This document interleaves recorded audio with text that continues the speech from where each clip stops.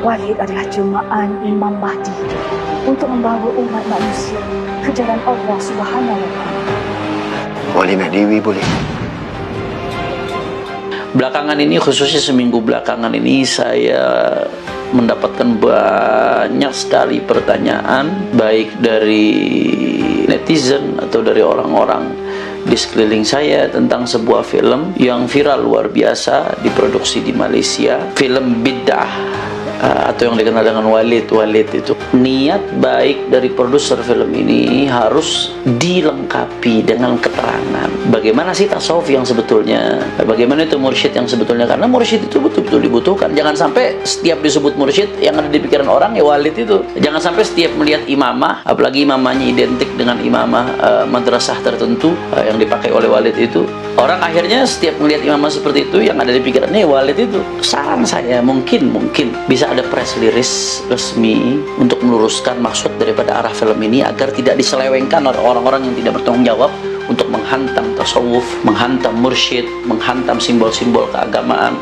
Jadi dihantam secara generalisir oleh orang-orang yang ngerti tasawuf gara-gara menyaksikan film ini. Pesan penting untuk para ulama agar lebih berhati-hati, antum gudwah, jangan sampai agama menjadi tercoreng gara-gara ulahnya orang-orang yang identik dengan agama. Ulama kah, ustadz kah, habib kah, gus kah, kiai kah, siapapun dia. Perbuatan kita yang buruk akan bisa mencoreng daripada wajah Islam, wajah tasawuf dan lain sebagainya. Maka jaga baik-baik. Assalamualaikum warahmatullahi ta'ala wabarakatuh. Alhamdulillah wassalatu wassalamu ala rasulillah Sayyidina Muhammad ibn Abdullah wa ala alihi wa sahbihi wa man walah, amma ba'd. Ahibba al-kiram, hafidhana Allah wa iyyakum wa dumna wa iyyakum fi ri'ayatillahi wa hifdhih. Mudah-mudahan kita semua selalu dalam lindungan dan keberkahan dari Allah Subhanahu wa ta'ala. Belakangan ini, khususnya seminggu belakangan ini, saya mendapatkan banyak sekali pertanyaan, baik dari netizen atau dari orang-orang di sekeliling saya, tentang sebuah film yang viral luar biasa, diproduksi di Malaysia. Ya, film Bid'ah, atau yang dikenal dengan Walid itu. Masya Allah, tabarakallah, ini viral sekali. Potongan-potongannya pun memenuhi media sosial kita, bahkan sampai status-status WhatsApp di grup-grup, bahkan stiker-stikernya pun kita dihantui dengan Walid ini. Masya Allah, luar biasa. Bahkan saya kemarin habis tabarruk menghadiri haul guru tua Al-Habib Idrus bin Salim Al-Jufri di Palu, Sulawesi Tengah. Kemudian saya rehla bersama kawan-kawan saya ke Donggala. Itu di Donggala pun ada yang tahu tentang Walid itu. Bayangkan, dalam beberapa minggu saja sudah sampai ke Sulawesi Tengah, ke salah satu kabupaten di Sulawesi Tengah. Luar biasa. Maka saya perlu memberikan beberapa hal terkait film ini. Tentunya saya harus fair. Al-hukmu ala syai'in far'un an tasawwurihi. Saya nggak bisa menilai sesuatu kecuali setelah saya sudah betul-betul menyaksikan dan melihat. Karena kalau nggak tahu bagaimana mau nilai. Maka untuk itu, karena banyaknya pertanyaan, akhirnya saya pun melihat film tersebut. Dari apa yang saya lihat, saya melihat yang pertama, produser film ini, saya kalau tidak salah namanya KMA atau siapa ya, Masya Allah, tabarakallah, saya husnudzan beliau punya niat baik.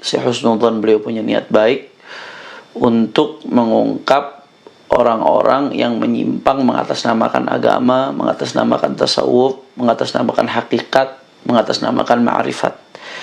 Jadi penyimpangan-penyimpangan, kebejatan, semua dilakukan dengan mengeksploitasi agama dan lain sebagainya.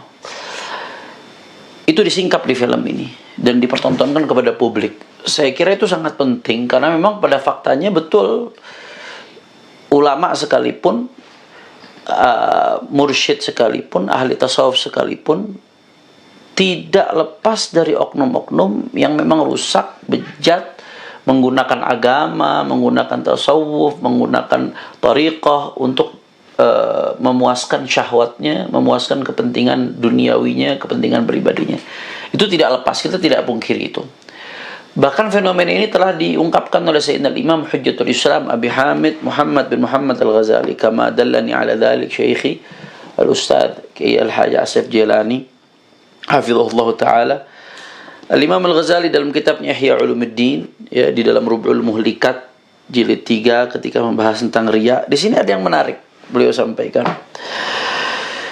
Al-Imam Al-Ghazali ketika membahas tentang riya, bahas rukun riya secara spesifik. Di antara rukun riya itu bisa disebut riya kalau memang ada yang pamer kepadanya untuknya. Tujuannya dia riya itu untuk apa? Untuk harta, untuk jabatan, untuk syahwat dan lain sebagainya. Nah, itu ada tingkatan. Kata Imam Ghazali ada 3 tingkatan. Tingkatan yang pertama, an yakuna maqsaduhu tamakkunu min ma'siyatillah kalladhi yura'i bi'ibadatihi wa yudhiru at-taqwa wal wara'a bi kathrati an-nawafil wal imtina' an akli syubhat wa gharaduhu an yu'rafa bil amanah فيولى القضاء أو الأوقاف أو الوصايا أو مال الأيتام فيأخذها أو يسلم إليه تفرقة الزكوات أو صدقات إلى آخر ما قال. Imam Ghazali mengatakan tingkatan riya yang pertama itu seseorang yang riya tujuannya supaya bisa maksiat. Jadi zahirnya dia ibadat, zahirnya menunjukkan kewaraan, zahirnya suka zikir, zahirnya suka sholat sunnah. Tapi dia lakukan itu semua supaya dia dapat akses untuk berbuat maksiat. Bahkan menariknya Imam Ghazali ngasih contoh secara spesifik. Ini contohnya luar biasa. Waqad yudhiru ba'dhum ziyyat tasawufi. Kata Imam Ghazali, sebagian daripada mereka nih, orang-orang ini menunjukkan pakaian tasawuf. Dia pakai imamah, dia pakai jubbah, dia pakai gamis, dia bawa tasbih. Wahayatul khusyu, penampilan seolah-olah khusyuk kalau zikir. Wa kalamal hikmah ala sabilil wa'dhi wa tadhkir, selalu mengucapkan kata-kata hikmah untuk menasihati orang, mengingatkan orang lain. La ilaha illallah wa inna maqasduhu, tapi tujuan dari itu semua tahabbubu ila imra'atin aw ghulamin li ajil fujur. Tujuan dari itu semua ya mencari simpatik dari perempuan kah, wanita, atau laki-laki yang amrat, ya, laki-laki yang enggak ada kumis, enggak ada jenggot, yang menyerupai wanita. Liajil fujur, supaya bisa melakukan kebejatan, melampiaskan syahwat seksnya, mohon maaf, dengan perempuan tadi. Sehingga kalau pakai penampilan imamah, pakaian-pakaian Islam, itu perempuan lebih mudah untuk dibujuk, dirayu, lebih mudah terpesona. La ilaha illallah. Ini persis sekali dalam karakter di film Walid itu. Persis sekali yang Imam Ghazali gambarkan. Apa kata Imam Ghazali? Wa haula abghadul mura'in ilallah. Orang-orang riya yang masuk kategori ini nih, yang tujuan dia melakukan ketaatan, tujuannya untuk berbuat maksiat supaya dapat akses menuju maksiat, itu abghadul mura'in ilallah, adalah pelaku riya yang paling dibenci oleh Allah Subhanahu wa taala. Kenapa alasannya? Li'annahum ja'alu ta'ata rabbihim sullaman ila ma'siyatihi, karena mereka menjadikan ketaatan kepada Allah Subhanahu wa taala sebagai sulaman, sebagai tangga ila ma'siyatihi, untuk bisa menuju kepada maksiat. Wattakhaduha alatan wa matjaran wa bidha'atan lahum fi fisqihim. Dan itu zahirnya kesolehan, zahirnya kekhusyuan, zahirnya tasawuf, pakaian-pakaian agama dijadikan alat, dijadikan modal untuk melakukan kebejatan, kedurjanaan, kefasikan dan lain sebagainya. La ilaha illallah. Ini persis sekali dengan karakter Walid di film itu tuh. Jadi yang model seperti itu sudah digambarkan oleh Imam Al-Ghazali radhiyallahu anhu wa ardhah 900-an tahun yang lalu. Imam Ghazali sudah menggambarkan ini persis seperti yang ada di karakter Walid. Jadi kita nggak menafikan ada. Kita nggak menafikan ada itu orang-orang yang tokoh agama tapi bersembunyi dengan kebejatan di balik jubah agamanya. Itu ada, dan itulah yang disebut dengan ulama usu. Itulah yang disebut dengan ulama usu. Itu hanya salah satu jenis daripada jenis-jenis ulama usu. Tapi banyak masih jenis-jenis lain ulama usu yang menggunakan agama untuk kepentingan duniawinya, kepentingan politiknya, kepentingan jabatannya, kepentingan popularitasnya, untuk mendapatkan privilege, dapat fasilitas yang wah di dunia dan lain sebagainya. Ada ulama usu yang menghalalkan haram, mengharamkan halal. Ada ulama usu. Jadi ada memang yang seperti itu, memang faktanya ada. Kita nggak menafikan. Dan saya husnudzan produser film ini memang tujuannya untuk itu. Tapi perlu jadi catatan juga, ini yang perlu jadi catatan. Niat yang baik juga harus dilakukan dengan cara yang ditimbang matang-matang. Saya melihat saat ini film ini dimanfaatkan oleh sebagian orang yang anti tasawuf, atau kalangan-kalangan yang memang jauh dari pesantren, jauh dari ulama, dimanfaatkan untuk menyerang tasawuf secara keseluruhan, atau menyerang pesantren, atau menyerang ulama. Hati-hati, itu terjadi. Itu terjadi.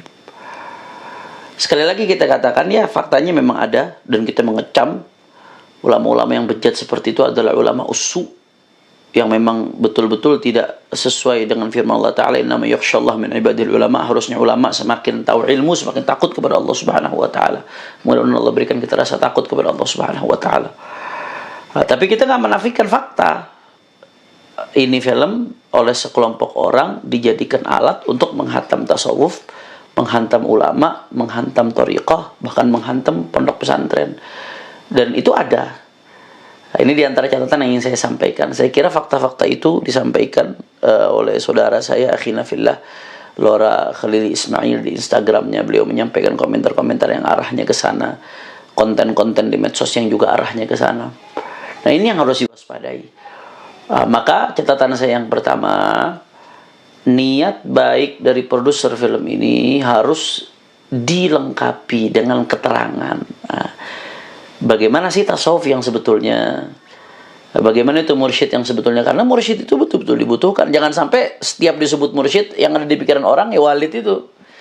Jangan sampai setiap melihat imamah, apalagi imamahnya identik dengan imamah madrasah tertentu yang dipakai oleh walid itu, orang akhirnya setiap melihat imamah seperti itu yang ada di pikirannya ya walid itu.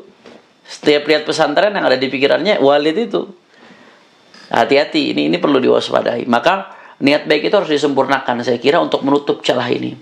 Jangan kita memposisikan diri kita di dalam celah yang bisa membuat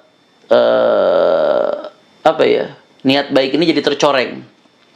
Karena Rasulullah SAW itu menganjurkan kita untuk tidak memposisikan diri kita untuk berdiri di tempat yang di situ menjadi celah orang untuk suudzon. Saya jujur, saya awalnya sempat mungkin suudzon dan astaghfirullahaladzim. Saya mohon ampun atas Allah, kepada Allah Subhanahu wa taala, dan mohon maaf kepada produsen film ini. Mungkin saya suudzon, saya pikir pembuat film ini orang yang hobi membid'ah-bid'ahkan, mengkafir-kafirkan umat Islam, ulama tasawuf, para mursyid dan lain sebagainya. Tapi ternyata produser film ini adalah orang yang dekat dengan habaib, dekat dengan kiai, dekat dengan ulama, bahkan pernah menjadi panitia yang menyelenggarakan acara diskusi Al-Habib Umar bin Muhammad bin Salim Al-Hafidh hafizahullah wa nafa'ana bihi fid darain di Malaysia dengan para artis. Dan bahkan ada klarifikasi langsung dari produser film itu bahwasanya dia sama sekali tidak bermaksud untuk menyerang ulama-ulama yang istiqamah seperti Habib Umar dan lain sebagainya. Maka niat baik ini saya kira harus disempurnakan.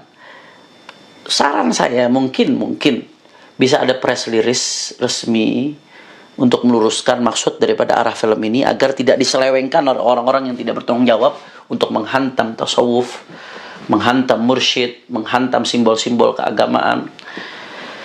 Bisa dalam bentuk press release, bisa juga dalam bentuk bisa satu episode lagi. Walaupun akan sulit untuk bisa menjangkau seluruh viewer yang telah menyaksikan film tersebut, agak sulit. Tapi ya namanya usaha. Bagaimana di episode tersebut dijelaskan, yang tadi itu contoh tasawuf yang buruk, ini loh tasawuf yang baik. Tasawuf itu kan hakikatnya apa? Tasawuf hakikatnya itu adalah ihsan. Anta abudallah ka'annaka tara, fa in lam takun tara fa innahu yarak. Bagaimana kita menyembah Allah seolah-olah kita melihat Allah. Kalau kita belum bisa menyaksikan Allah, yakinilah Allah menyaksikan kita, melihat kita. Yang nanti pada akhirnya adalah at-tahalli bi kulli wasfin hamid wa at-takhalli an kulli wasfin damim, menghiasi diri dengan segala sifat yang baik dan melepaskan diri dari segala sifat yang buruk, membersihkan hati dari berbagai macam penyakit. Itu kan intisari dari tasawuf kan. Nah, jangan sampai tasawuf yang begitu mulia, begitu bagus ini sebutlah tasawuf atau ilmu akhlak atau ilmu suluk atau apalah sebut. Jadi dihantam secara generalisir oleh orang-orang yang ngerti tasawuf gara-gara menyaksikan film ini. Begitu juga mursyid. Mursyid ini la budda min syaikhin tasiru bi sayrihi ila Allah min ahli al-qulubi as-safiyyati, min ahli al-qulubi az-zakiyati. Harus ada guru yang membimbing kita menuju Allah Subhanahu wa taala. Tentunya innama ta'atu fil ma'ruf, sebagaimana pesan dituangkan dalam film tersebut. Ketaatan itu hanya kepada guru hanya dalam hal-hal yang baik, enggak mutlak. Kalau guru mengajarkan maksiat, jangan diikutin kalau guru seperti itu dan lain sebagainya. Ya, tapi tetap bagaimanapun urgensi seseorang salik, orang yang ingin mendapatkan ridha Allah, harus ada bimbingan guru, itu penting. Karena kita nggak menyaksikan langsung Rasulullah. Kita nggak mengalami para sahabat. Yang kita alami adalah ulama-ulama yang belajar dari gurunya, gurunya belajar dari gurunya, gurunya belajar dari gurunya, terus sampai kepada Rasulullah Shallallahu Alaihi Wasallam. Begitu juga ada hal-hal yang dikritik oleh saudara saya secara substansial ya. Dikritik oleh saudara saya Lora Kiai Haji Ismail Khalili hafizahullah taala, luar biasa ulasan beliau di Instagramnya. Ya, di antaranya masalah perempuan yang ingin tidak dibolehkan ikut memakamkan suaminya dan lain sebagainya, masalah tabarruk minum air bekas guru dan seterusnya yang diuraikan panjang lebar itu ya.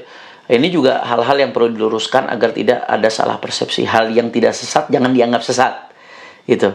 Yang sudah sesat disesatkan itu bagus.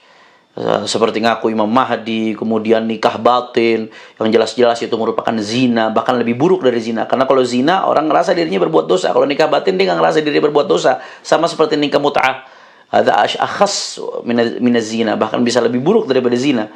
Ya, itu sudah bagus. Yang sesat dianggap sesat dan seterusnya, banyak sekali di situ. Saya nggak perlu sebutkan satu persatu, tapi hal-hal yang ternyata terungkap di kemudian hari ada dalilnya, itu dianggap sah menurut ulama, bukan sesat dan lain sebagainya, mohon diluruskan. Sebagaimana catatan yang luar biasa disampaikan oleh akhina fillah Kiai Haji Ismail Khalili hafizahullah taala wa nafa'ana bihi fid dharain. Kemudian juga jihad, di antaranya tentang jihad. Itu namanya jihadul ummah.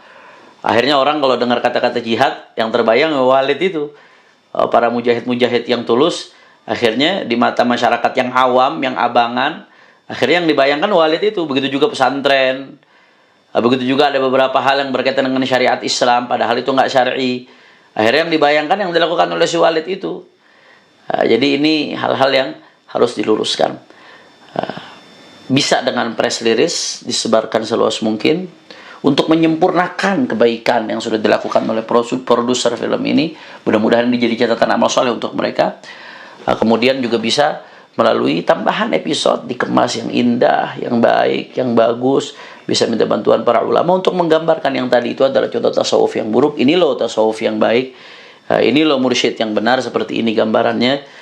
Dan menjelaskan arahnya film ini bukan untuk menyerang para habaib, para ulama yang istiqamah, yang lurus ya. Bukan oknum-oknum, tapi justru untuk memberikan warning kepada umat bahayanya oknum-oknum ulama-ulama yang bejat, orang-orang yang mengataskan agama kemudian digunakan untuk kebejatan. Juga tidak lupa saran masukan saya untuk menyempurnakan kebaikan. Ya, untuk menyempurnakan kebaikan ada beberapa adegan yang di situ ditampakkan aurat. Kalau bisa semua adegan pakai jilbab, kenapa harus ada yang menampakkan aurat? Ini untuk menyempurnakan kebaikan dari para produser dan timnya. Jadi itu kalau bisa ke depannya bisa jadi catatan. Ini pesan cinta dari kami. Lalu berikutnya juga yang gak kalah pentingnya, ini film jadi peringatan untuk umat agar tidak sembarangan milih guru yang jelas. Inna hadzal ilma dinun fanduru amman ta'khuduna dinakum. Ini ilmu adalah agama, maka lihatlah dari siapa kamu mengambil agama. Laulal isnad laqala man syaa. Tanpa adanya sanad siapapun akan bebas berbicara apapun. Jadi bahkan ulama-ulama tasawuf memberi peringatan. Sayyidina Imam Sultanul Auliya Syekh Abdul Qadir Al-Jilani itu pernah mengatakan, kata beliau, tir ilal haq bijanahil kitabus sunnah. Kalau kamu mau terbang menuju ridhonya Allah, maka gunakanlah sayap Al-Quran dan Sunnah. Jadi harus apa yang Allah perintahkan di Al-Quran, jalankan. Apa yang Allah larang, tinggalkan. Apa yang Nabi perintahkan, jalankan. Apa yang Nabi larang, tinggalkan. Sunnah Nabi dipegang teguh. Itulah caranya kita untuk terbang menuju ridhonya Allah Subhanahu wa taala. Untuk sampai, itu kan bahasa kiasan saja, bahasa majaz. Kalau kita mau sampai kepada ridho Allah, maka jadikanlah Al-Quran dan Sunnah sebagai sayap kita. Tentunya Al-Quran dan Sunnah di sini dengan pemahaman yang dipahami oleh para ulama yang betul-betul punya alat, punya bekal untuk bisa menggali langsung dari Al-Quran dan Sunnah. Bukan kita yang lemah ini, yang nggak ngerti bahasa Arab, yang nggak ngerti metodologi bagaimana cara menggali hukum dari Al-Quran dan Sunnah. Ya, ini juga hal penting untuk diperhatikan. Kemudian Sultanul Auliya Syekh Abdul Qadir Jilani mengatakan, فَكُلُّ حَقِيقَةٍ لَمْ تَشْهَدْ لَهَا الشَّرِيعَةِ فَهِيَ زَنْدَقَةٌ. Setiap hakikah yang tidak punya dasar dalam syariat, seperti banyak hal yang dilakukan oleh Walid itu. Ada hal-hal yang diklaim sebagai hakikat, udah usul kepada Allah Subhanahu wa taala dan seterusnya. Setiap hakikat yang tidak punya dasar dalam syariat, atau bertentangan dengan syariat, apalagi bertentangan dengan syariat, fahiya zandaqah, itu merupakan bentuk kezindikan. Jadi orang seperti Walid itu kalau ada di dunia nyata itu zindiq. Zahirnya Islam tapi di batinnya ada kegelapan, kekufuran. A'udzubillah min dzalik. Jadi ulama-ulama tasawuf pun mengecam hal seperti itu. Abu Yazid Al-Bustami, Sayyidina Abu Yazid Al-Bustami radhiyallahu anhu, bagaimana ketika beliau dengar ada seorang wali, seorang saleh di satu tempat, kemudian beliau mau datangkan wali tersebut, begitu dekat dari orang yang dibilang wali tadi, orang saleh tadi, ternyata dia kiblat ke arah meludah ke arah kiblat. Begitu meludah ke arah kiblat, apa yang dilakukan? Balik orang itu. Kata Abu Bustami, orang yang nggak menjaga sunnah, nggak menjaga adab, bagaimana dia bisa menjaga sirnya Allah Subhanahu Wa Taala? Au ma fi hadzal ma'na. Ya, sebagian ulama tasawuf lagi mengatakan,